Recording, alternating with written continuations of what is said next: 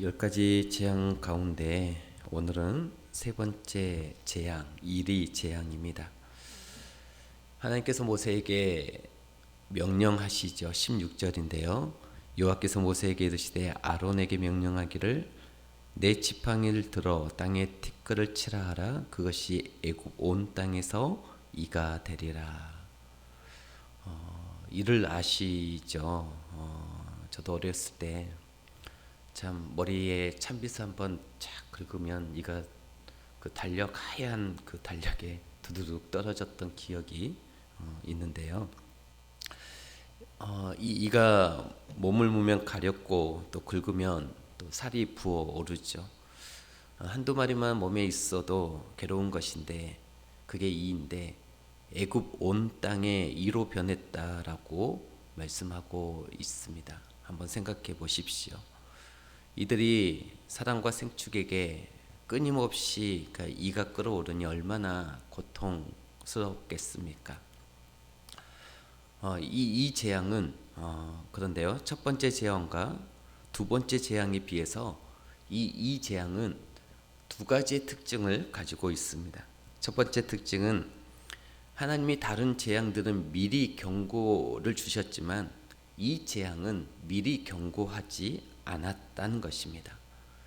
하수가 변화의 피가 될 것이고 또 개구리가 너희 밥상과 침상에 뛰어 오를 것이다라고 경고해 주셨던 첫 번째 재앙과 두 번째 재앙과는 달리 이 재앙은 아무런 경고도 없이 신속하게 바로 떨어졌다는 것이죠.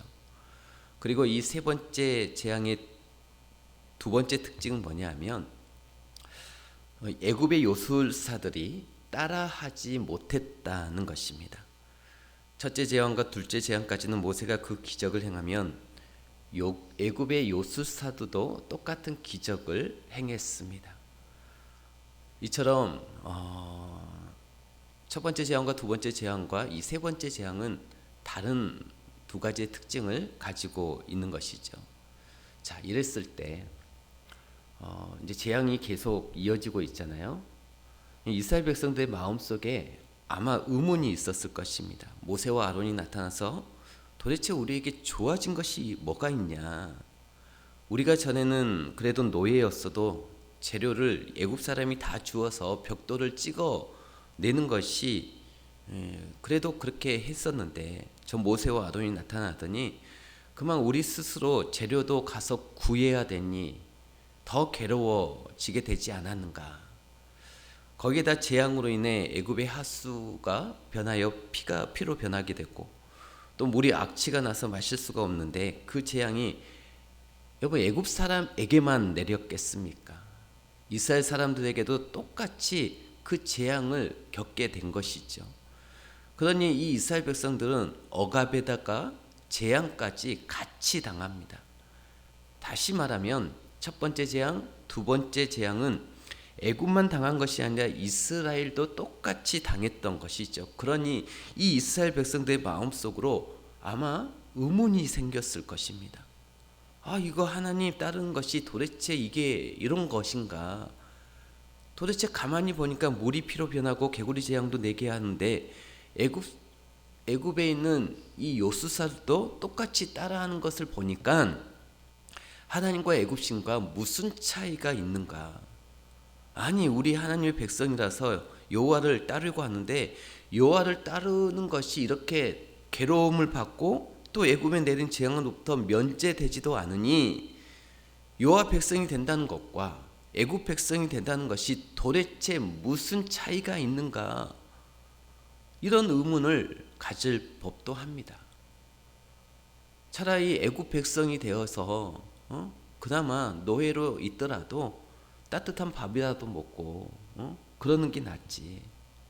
그런데요, 이런 의문을 일격에 날려버린 것이 바로 19절의 하나님의 권능입니다. 이 세 번째 기적을 보고 애굽의 요술사들이 하나님의 권능이라고 말을 합니다. 하나님의 권능이라고 우리말로 의역된 원래 이 영어를 보면은 This is the finger of God 이라고 되어 있습니다. 애굽의 요술사들이 영어 성경에 보니까 우리 한글 성에는 권능이라고 되어 있지만 이는 하나님의 손가락이라고 말하고 있는 것입니다. 손가락은 손에 붙어 있으니까 하나님의 손을 같이 생각할 수 있습니다. 하나님의 손, 하나님의 손가락은 과연 무엇일까요? 사람의 손가락도 얼마나 많은 기능이 있습니까? 손가락으로 글씨를 쓰고 그림도 그리고 젓가락질도 하고 피아노도 칩니다. 손가락으로 길도 가리키고 손가락으로 맛도 찍어보고, 아무튼 인간의 손가락도 엄청난 기능을 이렇게 발휘하고 행하는데 하나님의 손가락은 얼마나 더 큰 기능이 있겠습니까? 하나님의 손은 능력의 손입니다. 기적도 일으키는 능력도 있습니다마는 하나님의 손은 애굽 요술사들이 말한 대로 여호와의 권능인 것이죠. 하나님의 손과 손가락은 단순히 기적만 일으키는 것이 아니라 천지를 창조하신 능력이요, 천지를 보호하시는 능력이요, 사람과 만물을 통치하시는 위대한 능력인 것입니다. 여러분, 하늘을 보시면 태양도 있고 달도 있고 별들도 있고 구름도 있습니다. 누가 만드신 것입니까? 하나님의 손으로 직접 만드신 것입니다. 그래서 시편 102편 25절에 보니까 주께서 옛적에 땅의 기초를 놓으셨사오며 하늘도 주의 손으로 지으심 바니이다. 하나님께서 지으셨다는 것입니다. 그리고 주께서는 그 손가락으로 사람도 통치하시고 만물을 통치하시고 역사를 통치하십니다. 이 세상 돌아가는 모든 것에 하나님의 통치가 있다라는 것입니다. 그래서 에스라 8장 22절에 보니까 우리 하나님의 손은 자기를 찾는 모든 자에게 선을 베푸시고 자기를 배반하는 자에게는 권능과 진노를 내리신다라고 말씀하고 있습니다. 자기를 찾는 자에게 선을 베푸시고 여호와를 믿고 신뢰하는 자에게는 선을 베푸시고 배반하는 자에게는 진노를 베푸신다는 말씀은 하나님이 통치하고 계신다라는 말씀인 것이죠. 애굽의 요술사대의 능력과 여호와 하나님의 능력이 구별된 것은 하나님의 손가락이 나타난 세 번째 재앙부터입니다. 애굽의 요술사들도 이것은 여호와의 손가락이기 때문에 우리가 따라할 수가 없습니다라고 했던 것이죠. 하나님의 손가락이 나타나자 애굽의 신과 여호와의 신이 현격하게 차이가 납니다. 애굽의 이 신과는 그 수준 차이가 나고 질적 차이도 나고 능력에도 압도적인 차이가 났던 것입니다. 하나님의 손가락은 이 애굽의 신은 거짓신이요 열등신이요 귀신이요 악신이지만 여호와 하나님만이 참신이요 진실하신 창조주 보존자 통치자 하나님이라고 하는 것을 정확하게 구별냈던 것이죠. 여호와의 손가락은 이스라엘 백성과 애굽 백성도 구별을 합니다. 우리가 이제 앞으로 파리 재앙을 살펴볼 때이지만 출애굽기 28장 23절에 보니까 8장 23절에 내가 내 백성과 내 백성 사이를 구별을 하리니 내일 이 표징이 있으리라 하셨다 하라. 하나님의 손가락이 이스라엘 백성들의 이마에 있으니까 애굽 사람들하고 완전히 구별이 되는 것입니다. 그리고 세 번째 재앙까지는 애굽과 이스라엘이 같이 당했지만 네 번째 재앙부터 10번째 재앙까지는 하나님이 애굽에만 내리시고 이스라엘 백성이 거하는 고센 땅은 면제해 주셨습니다. 하나님의 손가락은 이렇게 구별해서 보호해 주시는 손가락인 거예요. 이처럼 우리 성도들에게도 하나님이 구별하시고 보호하시고 능력 주셔서 우리 앞에 있는 원수를 물리치고 장애를 물리쳐서 가나안 땅으로 인도하는 그런 하나님의 돕는 손길이 우리와 함께 하고 계시는 것입니다. 그 하나님의 돕는 손길이 우리를 붙들고 계시는 거예요. 우리를 날마다 붙들고 계시는 것입니다.